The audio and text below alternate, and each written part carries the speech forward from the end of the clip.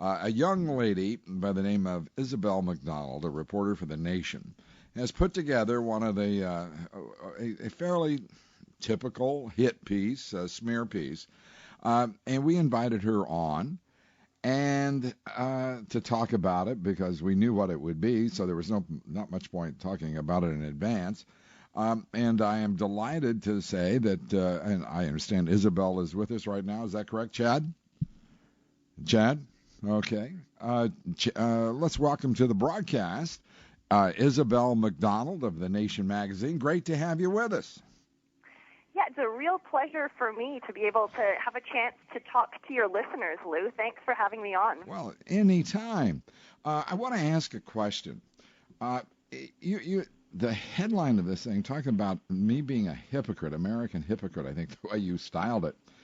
And you said the Dobbs group hired illegal immigrants, right? Is that right? Lou, I'm not saying in this piece, I just want to clarify, I'm absolutely not saying that you are a bad man. Oh, I didn't ask if I'm a bad man. I asked, did you say that I hired or my firm hired illegal immigrants? I am saying that for years, undocumented immigrants looked after your show-jumping horses, the horses that are owned by the Dobbs group, and for years they looked after the grounds of your estate in West Palm Beach, Florida. This article is 100% fact-checked, 100% legally vetted. It is okay. Well, then we should have true. no problem. We should have no problem getting to the facts, should we? I mean, relax, Isabel. We're going to have a friendly, nice conversation, but it's going to be about the facts. Okay? That's what you want. It's what I want, right? Absolutely, Lou. Okay. Let's. Excuse me, just a second, Isabel. Let's go through a few things. One, did I or the Dobbs group at any time hire any illegal immigrant for any reason whatsoever, ever? Can you answer that? You and the Dobbs group have relied on the labor of exploited, undocumented workers for years. Yeah. You, on June 7th, 2007, said that employers who maintained that they did not have to be responsible for checking the status of their contractors' employees were making, and I quote, ridiculous arguments. Right. And now it comes out that you have had undocumented workers looking after your horses, looking after the grounds of your estates. And the question that I've been, Lou, the buck stops here. Did you ever... Well, wait a minute, Isabel. You don't get the right to just keep talking and filibustering. I've allowed you to answer a question that I didn't ask. I am now asking a question again. The audience of this broadcast is very smart. And if you continue to deflect and avoid the straightforward answer, it's not going to suit you well. Did I or any company I own at any time hire an illegal immigrant of any kind? That's a yes or no question. Contractors did, and you. I'm sorry. Did you I'm sorry. ask your contractors to use E-Verify, the program that you have propounded on your show, both on CNN and on your radio show for years? Oh, so now, did I ask them to use E-Verify? Did you check the status of the workers who were laboring on your horses and on the grounds of your estate in West? This may shock you because, Isabel, you now sound like a nativist. And a person willing to exceed the law, because I have no standing, nor do you or anyone else in this country, in law other than Immigration and Customs Enforcement, in point of fact, and those working under 287G, to go after the status of any one of these people. So your direct answer to my question about whether or not I or any one of my companies or anyone working for my companies hired an illegal immigrant is no. Is that correct? So let's just get that off the table. I have documented that undocumented workers have been fundamental in the maintenance of your estate in West Palm Beach. Okay. Isabel, please listen. We can take this one element at a time, be clear and be honest and be forthright. I know you don't want to be a propagandist. I know you don't want to do anything other here than get to the truth, right? The truth is, I have never, nor has the Dobbs Group at any time, hired an illegal immigrant. Is that or is that not true? I never say in the article, Lou, that I'm not asking what you said in the article. Employees of your own who were Isabel, look, I'm your friend, okay? You and I are probably closer to our views on illegal immigration than you have any idea of. Do you know that? But you've got to be able to give me at least a sensible, straightforward answer to a simple, sensible, straightforward question. Have I or any of my companies ever hired an illegal immigrant? Yes or no? No, but you have relied on contractors. So let's move to the next stage, okay? Can we move to the next stage? Which is contractors. Let's start with first the Dobbs Group, because you made a point of that. And by the way, you can understand my sensitivity in you going after my 22-year-old daughter. That doesn't sit well with me.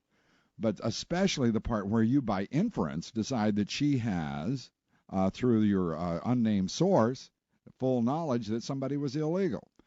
In point of fact, the people attending to her horses, to my knowledge at least, have always been legal, and it has been specifically my request that they make doubly certain, okay, that there is no issue. Asked about this? Now, you've asked the contractor. Of course I did. And let me ask you, and let me tell you what I've been told. I have been told that they are absolutely legal. And you were told the same thing by Missy Clark at North Run Stables. And you didn't mention that in your piece, and I don't understand why. The Dobbs Group hired these contractors. No. The Dobbs Group has never hired these contractors, ever. Okay? Who hired North Run Farm? Who hired Missy Clark to care for the Dobbs Group? Okay, you're calling them a contractor. I call her a trainer. She is one of the foremost trainers in the nation. She is paid for through two entities, but anyway, so forth. The Dobbs Group, also by me personally. So you made a decision to hire this stable to look after your horses. No. That isn't the way it works, Isabel. And you also hired a landscaper. Isabel, please, if you want to know how it works, it's very simple. Missy Clark and her husband, John Brennan, were hired to train my daughters at a very high level of sport. As a matter of fact, Hillary is one of the top show jumpers in the country. So I'm not sure what this contractor stuff is. Well, because you are paying a stable to care for your horses, just like you're paying a landscaping company to care for the grounds of your estate. And whoa. I know. First of all, let me stop.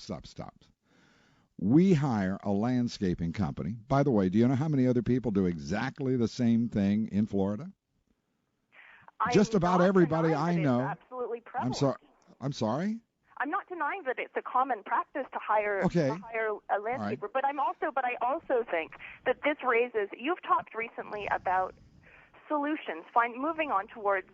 By the way, you didn't mention that one. By the way, you didn't mention once in your article that I have been working fairly diligently trying to come up with a compromise on the issue of illegal immigration and border security with the restrictionists in this country as well as with the open border and amnesty advocates.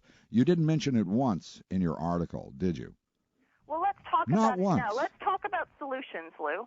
Well, no, let's talk about your article because we've got to get through this because you put out an article that is, being used by the left-wing press as a hammer on me, and you know full well, you've already acknowledged, I've never hired illegal immigrants. My company never has, and I do not condone it.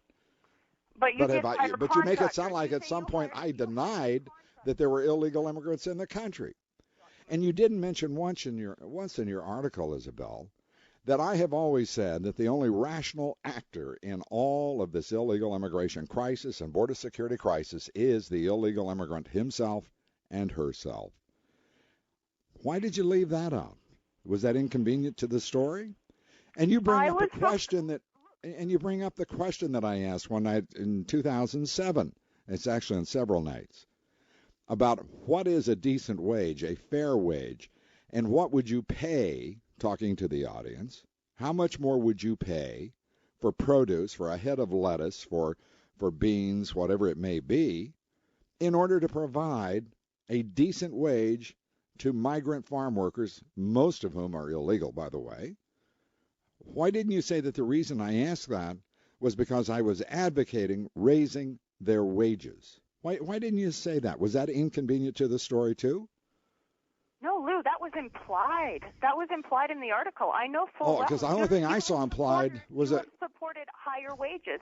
I mean, on your program, you were advocating for higher wages to be paid. All I wanted to know was how was it that at the very same time there was an undocumented Guatemalan worker who was only making $8 an hour looking after your grounds? I know you didn't hire him directly, but the fact that he was... Not only did I not hire him directly, I didn't hire him indirectly. And secondly, that person who you claim is on my property doing yard work, you suggested was there for 10 hours and doing all sorts of extraordinary labor. That's just simply not true. The landscaping company makes money by coming in and being very quick about it all. I have never seen the landscaping crew at any time in any yard in any place that I've seen in Florida working 10-hour days. I'm not saying they don't. I'm just saying to you, I've never seen it. They work on many wealthy Americans' properties. Over the course of the day, they deal with many. I quite understand that, but you imply that they're working for me at some sort of a ridiculous wage. Well, they were. Have you? By the way, did you ask how much I pay my farm workers here in New Jersey? Did you ever ask that? Do you realize that as far as I know, I have one of the few farms that not only pays very good wages, but also provides retirement funds, also provides full health benefits. I think those are pretty extraordinary in agriculture by any standard, and I do that because I think it's the right thing to do. But what about for the Dobbs group horses? Those workers are making about $500 a week, they told me, and they were working 12 hours a day on average. That's what the workers I interviewed. I want to go back to something. Everyone working on Dobbs on a Dobbs group horse, or the horse owned by one of my daughters, by the way, every one of them is legal. Period. And you were told that, yet you completely left that out of your story. And the sensation that you're trying to create here. Look, I am perfectly willing and delighted to sit down and work with anybody toward a solution, and I'm doing so to illegal immigration. But when you carve out a hit piece like this in The Nation and attack, first, it's one thing to attack me, but to attack reality and truth itself, come on, Isabel, we can do better than that, can't we? Well, I think your readers should go to thenation.com and read the article for themselves, and they'll see that you have actually contradicted not one single claim that was made in that article. Because what I documented was that for years, wait a minute. So undocumented workers were involved in the upkeep of those horses owned by the Dobbs Group and in the maintenance of your. By the way, and your sources for that. When would you say was the last time there was an illegal immigrant working on one of my daughter's horses? When? You need to ask that to Missy Clark. No, you're the reporter making these outrageous claims. You were told precisely how long ago, the last time that a visa had to be acquired. What was the answer? Do you remember, Isabel? The answer I heard from the lawyer who worked with No, not the lawyer, from Missy Clark. It was around August of 2009. Yeah, well, the number I'd heard was 3 years ago. But nonetheless, well, anyway, she wants you to read the article. So do I. Go to thenation.com.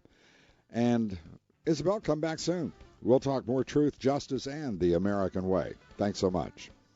Your listeners deserve better. I'm sorry? Your listeners deserve better. Was that something nasty you just said? No. Well, what are you saying?